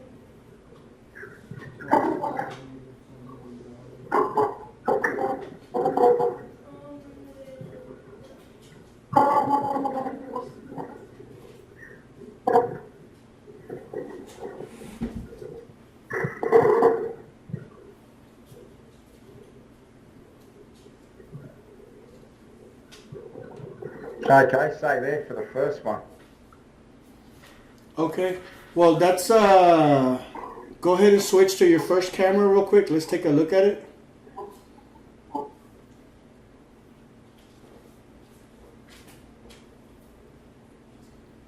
So that's your first camera. Oh, So did you want to create a camera where you had the preview camera? yeah, that's what I thought. Yeah. That's where I thought Yeah. I was. Go ahead and select the preview camera. You can buy a lot of houses. And since the preview camera is currently Yep. selected, at this point, go ahead and go ahead and create a new camera now.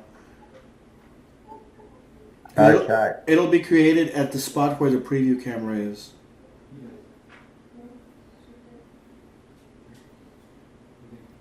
Okay. Now I'll just. So give me one more camera. Maybe something that focuses on the dog. No, you can't actually just try to get it. Did I get that camera? I don't know what's happened there. I just I'll go back to that preview camera again. Okay. That should be that camera 0 then too, shouldn't it? Just run. How come it's done that? That one, I don't know. Let me see. Let me borrow your mouse real quick. Yeah.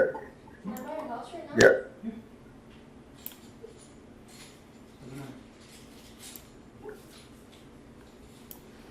Okay, you just have two cameras.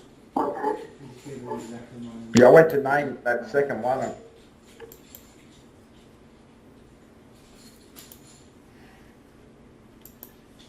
Maybe you might just have to undo your way back. yeah.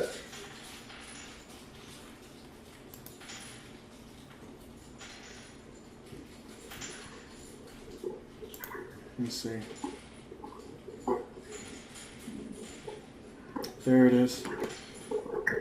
Hang on. Preview.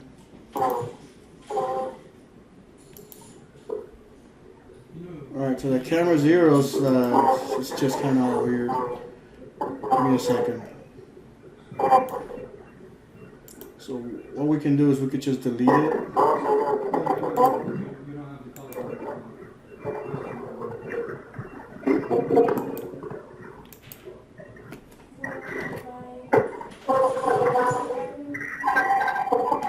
So at this point, we'll create it.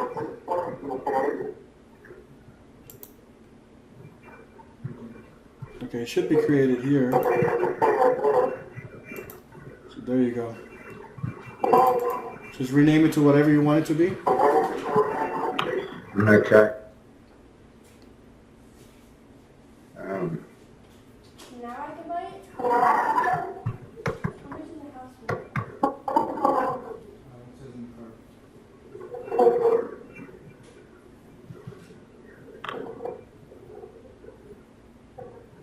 Okay.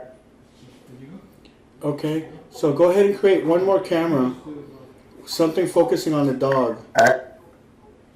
So I've got to go back to the preview. to do that, don't I, the time? Yeah, switch to the preview camera. That way you don't modify the other ones.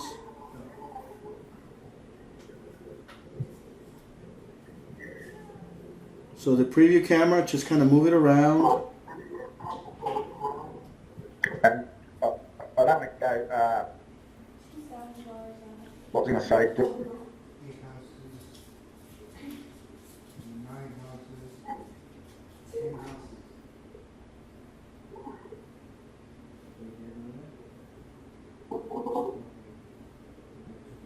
Do I sort of want to follow the dog around the track, do you think? Or, That's your choice. Do you want to buy it? Only one hotel.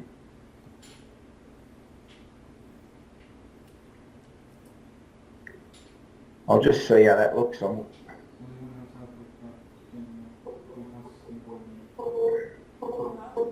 Just one house. 1, 2, 3, 4 houses.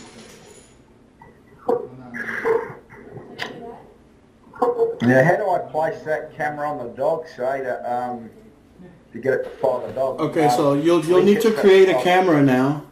So now you have set up the Yep. preview camera where you want it. So now you actually create your camera like that? from the create menu. Yep, create camera. Okay. Oh, no. I'll ring. 18. So rename it to something else. Yep. Yeah.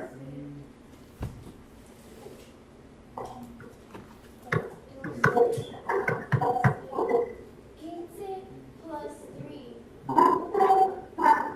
Okay, and then Mira, catch it by that or link it. Okay, so now that you have the doggy cam selected, yeah, you click on link and you just select the item you want to link it to. See, you knew what you were doing. You didn't need my help You for don't that. want too much. I would You say, don't want too much movement with that, do you? yeah, put it on the torso. It'll have less movement. No. It was your turn. let's go on to So you can hit play on it Okay. so we can preview it.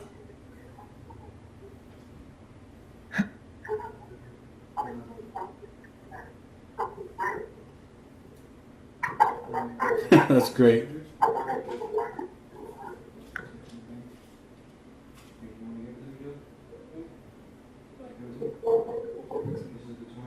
All right, go ahead and hit stop. Okay. Yeah. Okay. If you're playing around with a scene, if you set up and you had a lot of time, you could set up 10 cameras, and then at the end you can just play around with which ones you want to film at which particular time. Is that how it sort of works, is it? Yes, since you have 3 different cameras doing 3 different things, at this point we basically switch to our switch camera and we just tell it which cameras we want to be able to switch to at any given time. And I think we already covered this also in the second lesson. So at this point, I've just sort of forgotten a bit of it already. yeah. So at this point, let's see here. Go ahead and switch to open up the timeline. Yeah. And I want you to select the switch cam on the upper right hand corner. On the upper right hand corner where you have the dog cam set up right now on the pull down menu. Oh, At the top of the screen. sorry, right up the top. All the way to the top. To the right. Oh, okay. All the way to the right. Keep going. Right there. Stop. Dog. Yeah. You see the dog cam? Switch to switch Yeah. cam. Switch. There you go. So this basically turns on the switch area. Let me borrow your mouse real quick. And we'll go to the project section. And kind of expand this. See, here's your switcher. On the switcher timeline, you can select at any given intervals with the right click. And you can select from the camera list which camera you want to display. So go to frame 1. Right click on frame 1 and pick any camera that you like.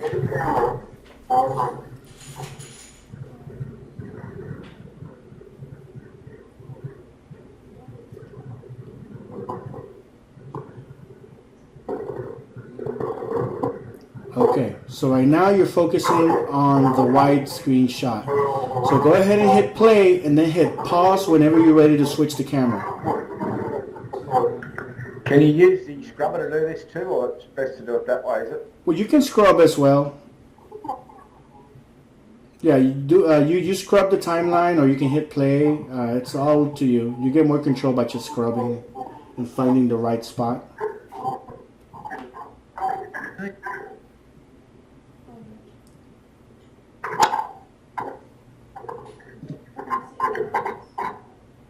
Now once it gets to there, I might go switch camera. Okay.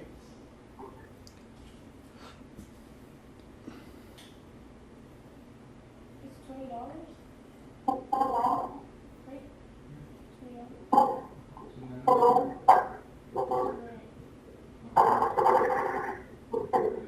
$20.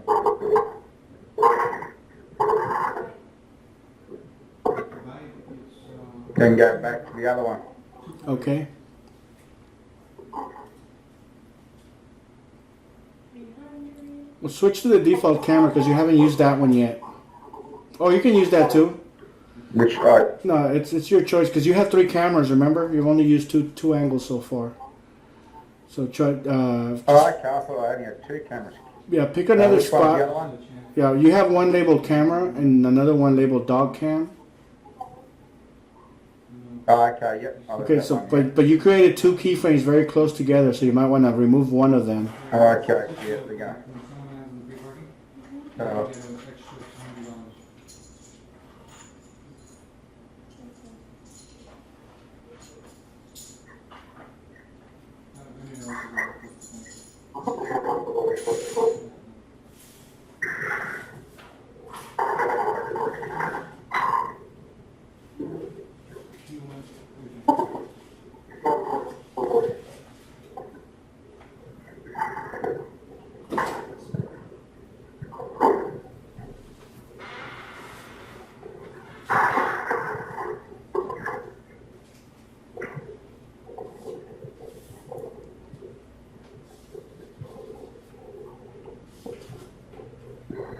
Okay, that'll do it.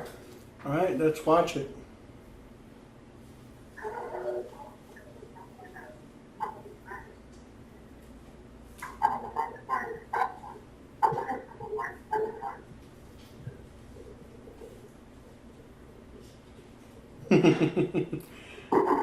Okay. Good job. Yeah. At least I know how to start practicing with it now, so. Mm-hmm. You're a regular filmmaker now. I'll make sure I have you an award-winning film for next week, for sure.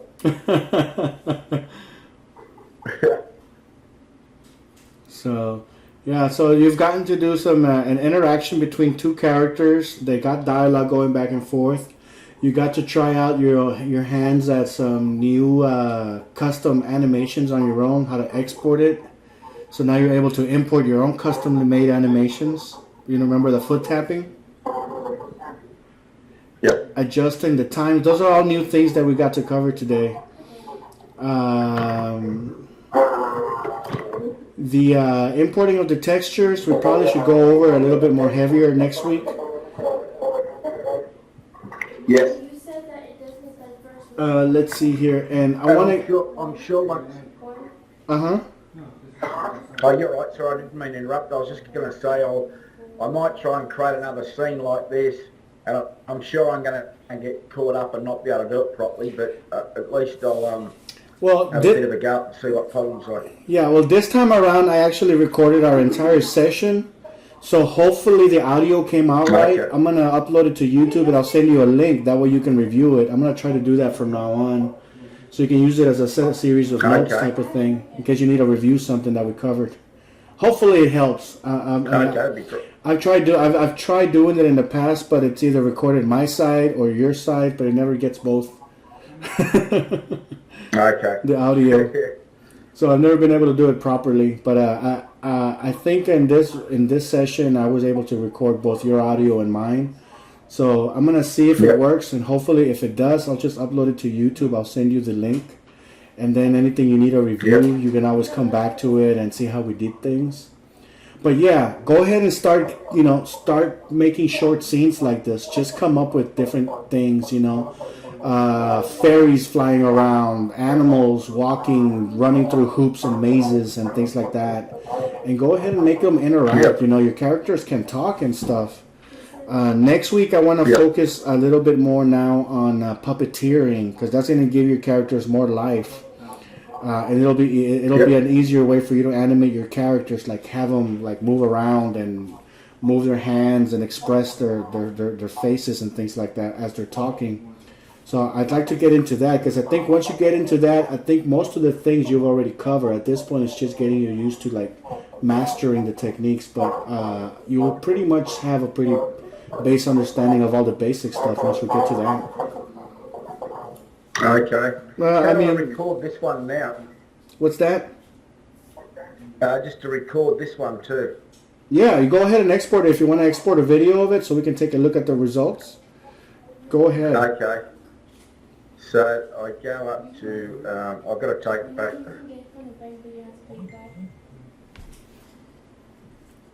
I'll get rid of that, and then I go up to the render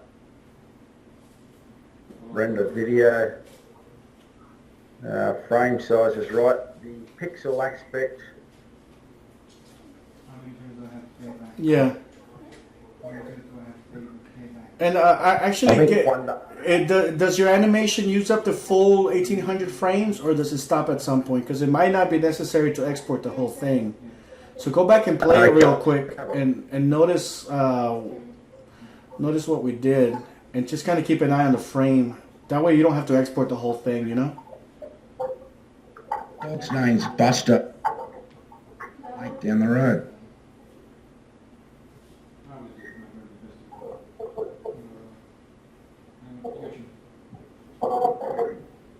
I reckon about to 1200 would do. Okay, so go ahead and export frame range from 1 to 1200. It's just totally unnecessary to export the whole thing if you're not using it. Yep. Okay, so that looks like I've got it all there. So I go back up to the top. Video. The button is at the bottom of that panel, so like pull it up. Oh, okay. Just like, there you go. It's just weird the way they have it set up. You can barely see it. You see that big old button right there? It's very, like, keep going. I know it's very hard to see because it's like, it doesn't look like a button. Keep going down. Right there. Oh, there. Yeah, it's a really stupid button. It's like, why would they do that, you know? Yeah, it makes it hard, doesn't it? I'll just call that practice session with dog. Yeah.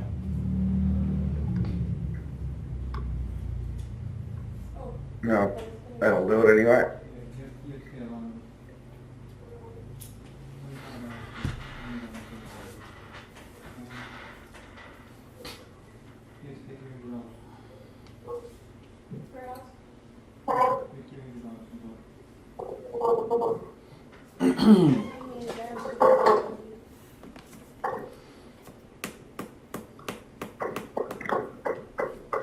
Okay. Looking good. Oh, well, I'll practice those things during the week, and so next week we can still work on this stuff again, and then I'll have some Camtasia stuff maybe the week after, if that's all right. That's good. That's perfect.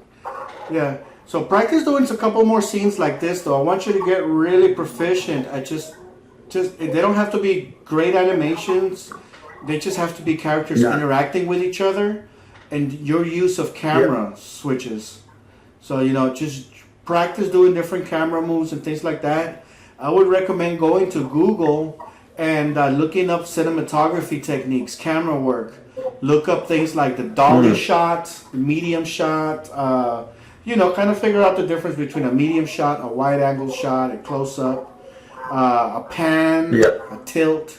So try to recreate those cinematic shots within Camtasia. You already know how to build cameras. You already know how to make a move. So try to or take the same scene, remove the cameras, and refilm it using standard cinematic techniques like pans and tilts and stuff like that. Okay, so those aren't things that I necessarily have to go with you because, you know, there's so much information about it already. As long as you know what a tilt is supposed to look like or what a pan is supposed to do, I'm pretty sure, given what we've already covered, that you'll be able to perform those. So, I want you to just kind of practice like that. If you can't, you know, get it, that's fine. We'll go over it next week or the week after. But it's all at this point. It's really all about how you do your camera work and your camera switches and your characters. I mean, the actual animation that goes into your characters doesn't even have to be that complicated. It could just be their mouth moving, but if you have the right angle and the right camera movement with that going with that, it'll look great. Okay. So you're just talking about the basic, like I know what they all are, like extreme close up, you know, low angle, you know, close, like all those. So just mixing them all up. Do you do that? Can you do those when you later or you do them all while you're filming it. You don't do that in Camtasia, do To add the camera movements in Camtasia? you? Yeah. Is that what you're saying? You do something. To a certain extent, because Camtasia's camera system is a 2D camera system, so at best you'll be able to pan an image around, like up, down, left, right, and maybe zoom in on the image, but it's not going to zoom in on the actual scene. It'll just make the make the image bigger or smaller. Yep. It's what they call pan and scan. So you'll be panning and scanning along a pre-recorded image. So it's not necessarily the ideal thing to do, but yeah, it can be done. So if you're going to do something with camera movement, do it in Camtasia and export that. But if it's like for an educational video where you just need a pan from left to right and stuff like that within a pre-recorded image, then yeah, you can leave that for use in Camtasia. And Okay. and if you're going to do it in I'll Camtasia... try and have a fit. Uh-huh. Sorry, that's a time delay. I don't mean to interrupt you. Sorry, go on. So if you're going to do it in Camtasia like that, if you're planning on doing panning and scanning in Camtasia, I would recommend exporting your videos at a bit higher image dimensions. Like instead of 1920 by 1080, go with the 4K version, or a little bit higher, like maybe 2 times as big, you know? Because that way, when you zoom in on the image or you pan it around, you're not losing quality. It'll still look good and not pixelated when you zoom in on it and stuff. It'll give you that freedom to do that. And what I'll do is I'll have probably some questions, because I'm going to play around and just have a bit of fun with it, but I'm going to have a bit of educational stuff on Camtasia as well. So I'll have a bit of media and all that there that we can play around with as well, and I can ask you some questions on that. So Yeah. we'll go that way for the next couple of weeks, and that sounds good. Mm-hmm. And I can't work out how much I have to pay you when we've used up the ones I've already paid you. So do you want to let me know where we're at with all that too when we've used these up? Yeah, I can't remember, but I think we still have like 2 sessions left on that. Yep. So I Just think let that's... me know and I'll Yeah, it's no problem. Okay then. Once that goes down, that'll just be recorded on that section then, won't it? Yeah. Yeah, so just let me know how it turns out. If you want to send me a link to it or something, I'd like to look at the results, because when I see it with this crazy delay, so it's really choppy for me. So it's hard for me to judge the actual animation quality. But I mean, I can kind of get an idea of what you're doing. So it looks fine from where I'm standing. But I'd like to see the final result. You don't have to take any responsibility for my work, I can assure you. All right, Ian. You might look at me and think, oh, Jesus. Yeah. You're very good at showing me. It's not the mentor. It's the student at the moment. You actually do a pretty good job at figuring stuff out and at remembering the things. Because a lot of the times when I'm telling you, okay, it's like some of the things that we've already covered, you immediately jump towards it. You may not remember specifically, but I can see your mouse movement going towards that area. I'm like, I know you've been there before. I know that's what you want to do. Yeah, I get there eventually. And I think I'd get there eventually, but it just might take me another half hour to get there. So, but I'll practice that during the week. Yeah. All right. So I'm going to go ahead and close the session for now. But, if you have any other questions, just let me know. And we'll meet up again this time next week. Okay, Albus, thanks very much, mate. Have a good week. No problem. Talk to you soon. See ya.